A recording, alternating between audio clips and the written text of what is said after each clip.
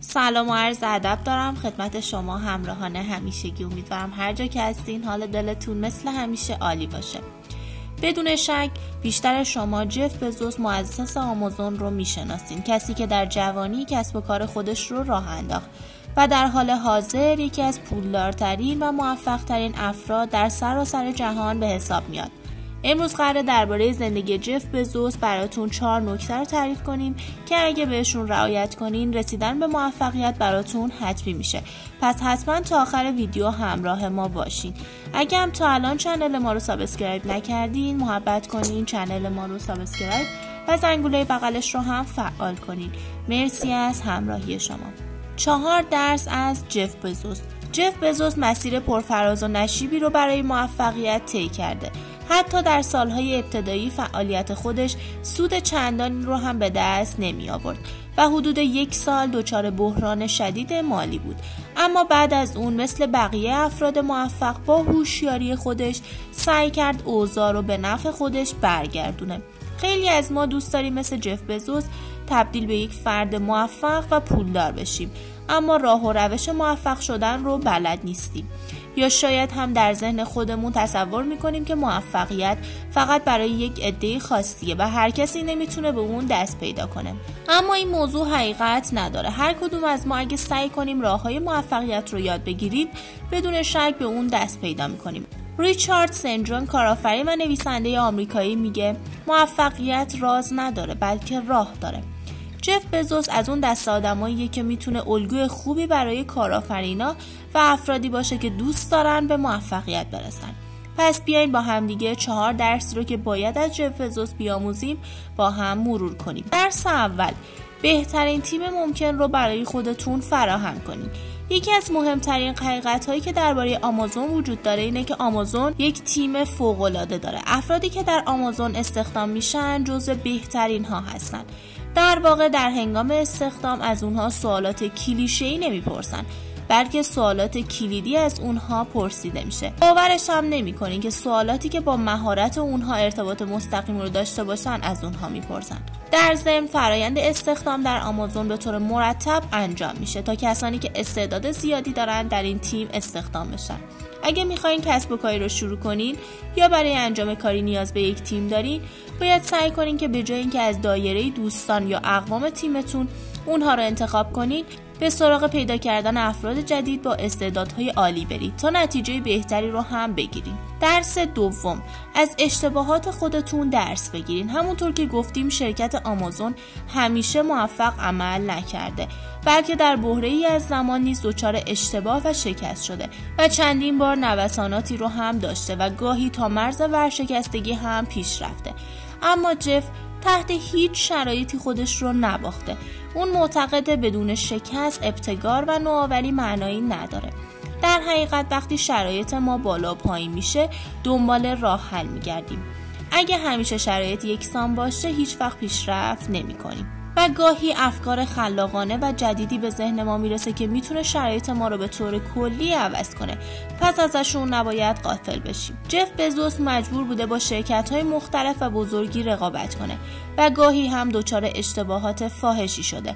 اما پس از هر اشتباه و شکستی درس‌های جدیدی یاد گرفته و سعی کرده اوضاع رو به نفع خودش تغییر بده. سقراط فیلسوف یونانی میگه سعادتمند کسیه که از هر اشتباه و خطایی که از اون سر میزنه تجربه جدیدی به دست بیاره.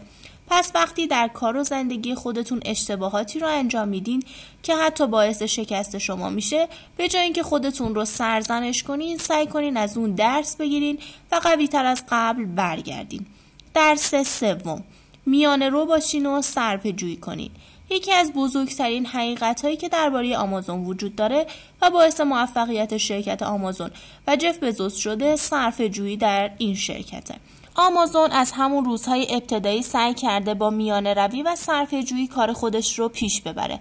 اگرچه بعضی‌ها جف بزوس رو به خسیس بودن متهم می‌کنن، اما خودش معتقد محدودیت‌ها باعث افزایش خودکفایی و نوآوری میشه.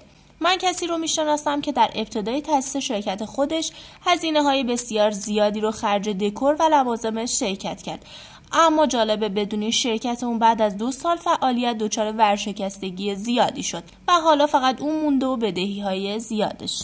بنابراین اگه قصد شروع کاری رو دارین یا حتی چند سال از فعالیت شما میگذره، در هر دو صورت سعی کنین میانه رو باشین و حتما تا حد امکان صرفه جویی کنین. این نکته رو فراموش نکنید که بیشتر باید به فکر تامین نیاز مشتری باشیم تا اینکه هزینه زیادی رو صرف دکوراسیون یا وسایل غیر ضروری کنیم. درس 4 و درس آخر، بزرگ فکر کنین. اگه شما افکارتون رو مورد بررسی قرار بدین، تا چه حد بزرگ و بی‌پروا هستین؟ خیلی از ما جرأت بزرگ فکر کردن رو نداریم و خودمون رو کاملا محدود کردیم. به جای اینکه راضی به انجام کارهای کوچیک و پیش افتاده باشین و هدفهای کوچیکی رو در سر داشته باشین، فکرهای بزرگی رو تو سرتون بپرورونین. سعی کنین با قدمهای کوچیک و استوار هدفهای بزرگ رو نشونه بگیرین و به سمتشون حرکت کنین. شاید یکی از بزرگترین دلایلی که ما در کار خودمون پیشرفت نمی‌کنیم این باشه که دامنه هدفها و آرزوهامون رو محدود کردیم. این نکته رو فراموش نکنین. در حالی که ما سقف آرزوهامون رو پایین میاریم، افرادی مثل جف بزوس چشم‌اندازهای بزرگی رو در ذهن خودشون میپرورونن. مطمئن باشین که سرانجام هم به هدفهاشون میرسن. ویلیام جیمز، فیلسوف و پزشک و روانشناس برجسته آمریکایی میگه مردان شجاع فرصت میآفرینن، ترسوها و ضعیف‌ها منتظر فرصت میشینن. البته بذارین دقیق تر بگم. حتما این ضرب‌المثل مشهور رو شنیدین که سنگ بزرگ نشونه نزدنه.